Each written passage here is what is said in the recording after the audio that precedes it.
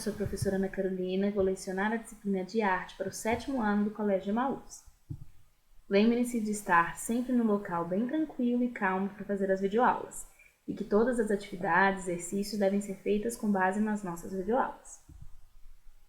Hoje vamos dar prosseguimento à nossa aula de arte, então por favor peguem um livro, sigam a leitura, façam anotações, pausem o vídeo sempre que for necessário, tudo bom? Vamos continuar com o bloco 1, eu me comunico, nas páginas 20 até a página 25. Capítulo 3. Por dentro das artes visuais. Arte urbana. Como vimos, as manifestações artísticas desenvolvidas em espaços públicos recebem o nome de arte urbana, ou street art, como é o caso do grafite, e tem um papel importante na democratização da produção e do acesso à arte. O que isso quer dizer? Que algumas pessoas não têm condições de ir a museus ou às vezes nem ao menos aprenderam a ter este interesse. Com a arte urbana, elas são expostas aos movimentos artísticos, mesmo que nas ruas. Em evidência nos últimos anos no Brasil, a arte urbana retoma o conceito original do espaço público comum, onde há interação, diálogo, convivência entre a arte e as pessoas. O que você pensa sobre isso? Para realizarem suas obras nos espaços de circulação comum, os artistas precisam de autorizações prévias das prefeituras das cidades ou dos moradores do local. No entanto, isso nem sempre acontece, fazendo com que a arte urbana seja alvo de críticas negativas e até mesmo de punições. Com o tempo, essa arte foi se consolidando, gerando cada vez mais interesse nas pessoas e em novos artistas pelo mundo, que foram incorporando materiais e criando novas técnicas, que conheceremos melhor a seguir, como o stencil, os stickers e os cartazes lambi-lambi, também chamados de poster bombs. Olhem só essa obra de grafite 3D do Edgar Müller, realizado em Algaida, na Irlanda. Imagine vocês andando por uma calçada e de repente se deparam com essa pintura no chão. É muito fabulosa, não é? Essa aqui também é dele, olha. A impressão que você tem é que realmente há uma cachoeira ali. Vamos lá? Algumas obras de arte urbana são realizadas nos asfaltos e nas calçadas das ruas, integrando-se aos espaços públicos de maneira a confundir o observador. Um exemplo disso são as obras criadas pelo artista alemão Edgar Müller, que utiliza técnicas como a perspectiva para criar obras em 3 dimensões. O resultado disso são pinturas extremamente realistas, que provocam impacto e mudam a percepção das pessoas em relação aos espaços públicos onde estão expostas. Observe as imagens, que são essas que a gente viu. É muito impressionante, né, gente? Em sua opinião, que impressões essas obras de arte causam?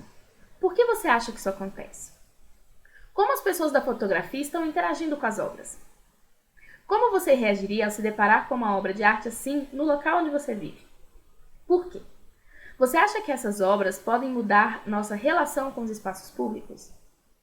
As pessoas estão, na verdade, olhem por essa foto, interagindo intimamente com essa obra de arte, o que é muito legal. Elas tiram fotos para mostrar para pessoas quando voltarem para casa. E isso é muito incrível. Olhem só essa fotografia que eu coloquei nessa página. É o projeto Umbrella Sky. Esse projeto, na verdade, existe em vários países. E é muito interessante, porque imagina você andando pela rua e de repente você encontra o céu cheio de guarda-chuvas. É muito interessante, chama atenção, além de ser muito bonito. Tintas e a arte urbana. As cores das tintas usadas nos grafites de Whitney são fortes e vibrantes, como é possível ver na imagem ao lado. Mas você já pensou como podemos fazer tintas com cores vibrantes? Como será que é feita a tinta usada no grafite de Whitney? Como afinal são feitas as tintas? As tintas são resultados de misturas fundamentalmente compostas de 3 tipos de materiais: pigmentos, aglutinantes e solventes. Para entender melhor como elas são produzidas, vamos conhecer esses elementos. Os pigmentos são substâncias capazes de dar cor a outros materiais. Por exemplo, a pele humana, os cabelos, a água, os tecidos, tudo que é colorido foi utilizado os pigmentos. Desde a pré-história, o ser humano vem utilizando pigmentos que descobre à sua volta, como as diversas argilas coloridas e outros minerais presentes no solo para criar pinturas e colorir objetos. Podemos notar isso em muitas das pinturas rupestres encontradas pelo mundo. Lembra quando a gente estudou as pinturas rupestres? Eles utilizavam terra, folhas, restos de animais, flores, para poder produzir tintas e deixar suas marcas nas paredes e nas cavernas. Os pigmentos podem ser substâncias naturais ou produzidas sinteticamente. Entre os naturais, há vários tipos de argilas, pedras, sementes, flores, caules de plantas, carvão e entre outros. Veja alguns exemplos de pigmentos naturais nas imagens a seguir. Será que você conhece algum deles? Este é um pigmento azul ultramarino natural. Ele é obtido por meio da trituração da pedra lápis lazuli. E essa é a pedra lápis lazuli. Difícil, né, gente, de encontrar.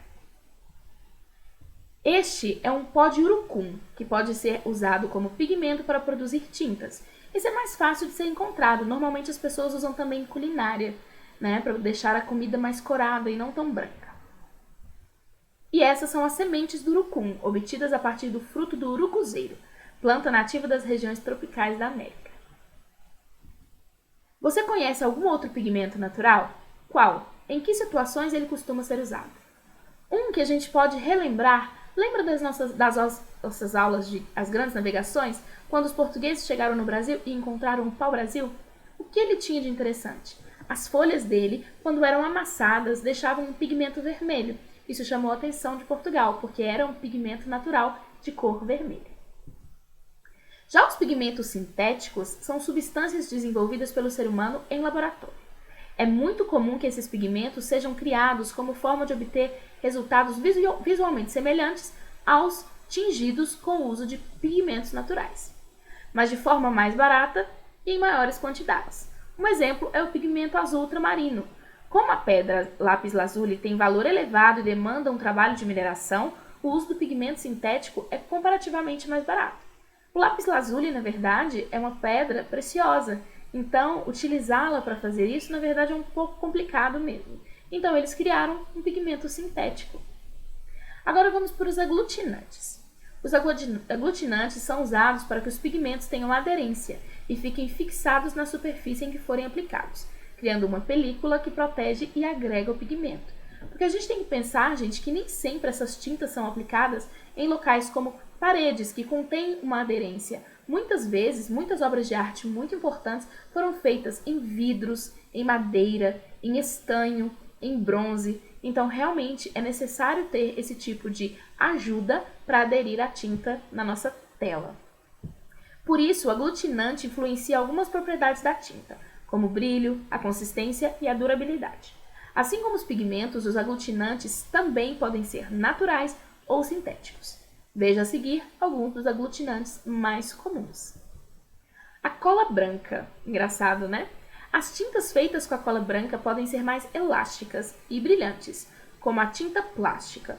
Outro exemplo é a tinta acrílica, muito usada na pintura de residências, que pode ser tanto fosca como brilhante. E aí vai depender de como o fabricante dessa tinta manipulou estes elementos.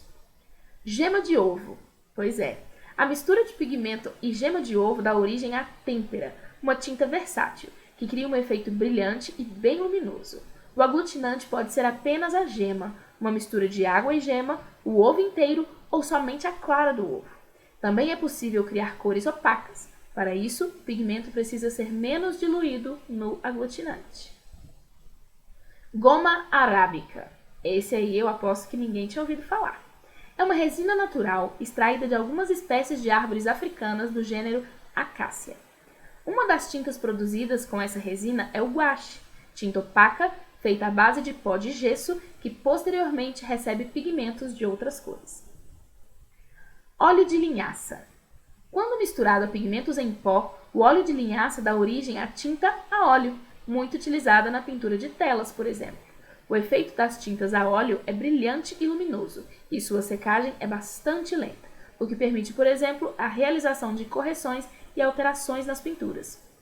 Vamos fazer uma curiosidade. Vocês sabiam que o Leonardo da Vinci, sim, Leonardo da Vinci, o autor da Mona Lisa, tem vários quadros que já foram comprovados que existem várias correções que ele mesmo fez? Ele errou e pintou por cima. Interessante, né? Agora vamos falar dos solventes. Os solventes são substâncias utilizadas para dissolver outras. Misturados às tintas, ajudam a diluí-las e a torná-las mais ou menos densas, além de serem usados para limpar pincéis e espátulas. A escolha do solvente depende das características da tinta utilizada, Então é preciso ter muito conhecimento sobre o que vai fazer, né? Senão você pode acabar estragando uma tinta. Os mais comuns são a água, o álcool e preparados químicos, como a terebentina e a água ras, que são muito perigosos para serem usados, tá, gente? Então, sempre que for mexer com isso, tem que ser um adulto ou ter um adulto por perto. É preciso ter muito cuidado na manipulação de solventes, pois alguns deles podem ser bastante tóxicos. Exatamente. Eu quero que vocês revejam toda essa matéria para fixar o conteúdo e leiam os textos, saiba mais das páginas 21 e 25. Espero que fique tudo bem e até a próxima aula. Lembre-se, juntos no caminho certo.